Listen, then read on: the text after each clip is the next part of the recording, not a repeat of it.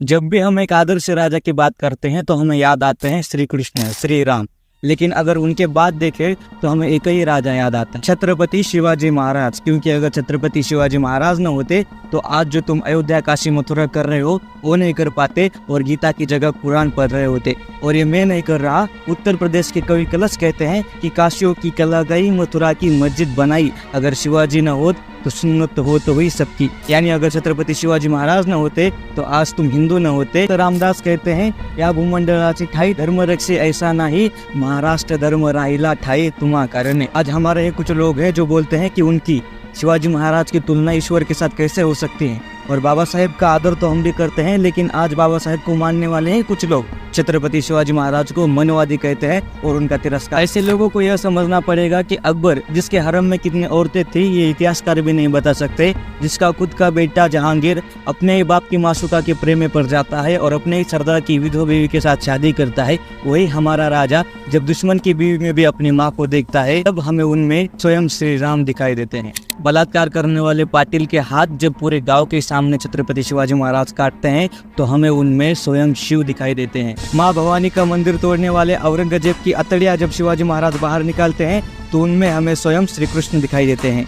इसीलिए हम कहते हैं कि छत्रपति शिवाजी महाराज हमारे लिए भगवान थे, है और रहेंगे। जो चित्र आप देख रहे हैं जहाँ औरंगजेब ने खुद के ही भाई दारा शिकोह का सर उन्हीं के पिता को भेंट कर दिया है। दारा शिकोह जो उपनिषद पढ़ने लगा था वही दारा शिकोह जो औरंगजेब का खुद का भाई था। आप सोच कर देखें कितना क्रूर रहा होगा वो औरंगजेब जिसने अपने तीनों भाइयों को मार डाला और अपने भाई दारा शिकोह का सर अपने ही पिता को भेंट कर दिया। आप सोच कर देखिए उसी औरंगजेब के कैद में छत्रपति शिवाजी महाराज और उनके राजकुमार छत्रपति संभाजी महाराज थे, तो कैसे निकले होंगे वहां से। क्या बुद्धिमत्ता रही होगी, क्या शौर्य, क्या साहस रहा होगा, और ऐसे बाहर निकले कि उनके साथ आए हुए किसी भी इंसान को एक खरोच तक नहीं आई। औरंगजेब जो अपने आप को दिल्ली का बादशाह कहता था, पूरे हिंदुस्तान का बादशाह कहता था, एक दक्खन का राजा जिसे वो चूहा कहता था, शिवाजी महाराज को औरंगजेब चूहा कहता था। उसी चूहे के पिल्ले को पकड़ने के लिए यानी संभाजी महाराज को पकड़ने के लिए उसे दक्खन में आना पड़ा था। और दक्खन में आने के बाद संभाजी महाराज ने उनको इतनी बार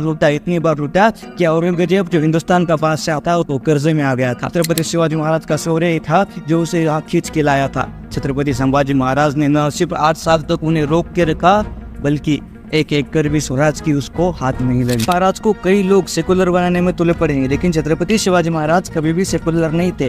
जिस स्वराज को बनाने का उन्होंने प्रण लिया था उसका संविधान यही था कि हमारा हिंदुओं का राज्य होगा, हिंदुओं का राज्य यानी स्वराज्य, हिंदवी स्वराज्य। छत्रपति शिवाजी महाराज को अपना राज्य बनाना था। वो हमेशा मुगलों को बाहर का आक्रांता ही बोलते थे, इसीलिए छत्रपति शिवाजी महाराज कभी भी सेकुलर नहीं थे। बड़ी बेगम जब औरंगजेब को पत्र लिखती है तो कहती है ये शिवाजी हमारे धर्म के लिए खतरा है, इस शिवाजी को जल्दी से जल्दी खत्म करना ये बहुत जरूरी है। ऐसा पत्र बड़ी बेगम औरंगजेब को लिखती है। और आप बोलते हैं कि छत्रपति शिवाजी महाराज सेकुलर थे। छत्रपति शिवाजी महाराज ने कई मस्जिदें थी, उनको मिलने वाला शासन का खर्चा बंद कर दिया था। अगर आप हिंदू है तो इस वीडियो को ज्यादा से ज्यादा शेयर कीजिए, क्योंकि छत्रपति शिवाजी महाराज का पराक्रम, छत्रपति शिवाजी महाराज का इतिहास हमें ज्यादा से ज्यादा लोगों तक पहुंचाना है। आज भी कई राज्य हैं, कई राज्यों में लोग छत्रपति शिवाजी महाराज को लुटेरा कहते हैं। छत्रपति शिवाजी महाराज सिर्फ लुटेरे नहीं थे, छत्रपति शिवाजी महाराज ने उस साम्राज्य की नींव रखी थी जो साम्राज्य अगले कुछ वर्षों में अटक से लेकर तटक तक गया।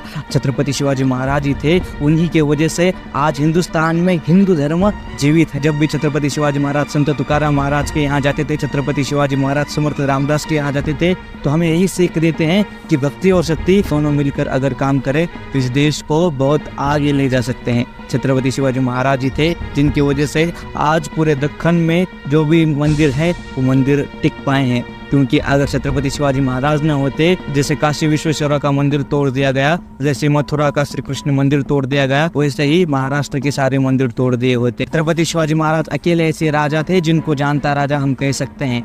कोई भी उनकी बराबरी नहीं कर सकता, जानता राजा हम किसी को भी नहीं कह सकते सिवाय छत्रपति शिवाजी महाराज। अन्य कोई राजा नहीं है, अन्य कोई महामानव नहीं है, अन्य कोई क्रांतिकारी नहीं है जो छत्रपति शिवाजी महाराज की बराबरी और जिसके साथ हम छत्रपति शिवाजी महाराज की तुलना कर सके सिवाय ईश्वर श्री कृष्ण के, श्री राम के और महादेव। अंत में आपको छत्रपति शिवाजी महाराज की जयंती की शुभकामनाएं देते हुए इस वीडियो को यही खत्म करता हूँ। जय शिवराय, जय शंभुराजे, जय जिजाऊ, जय श्री राम।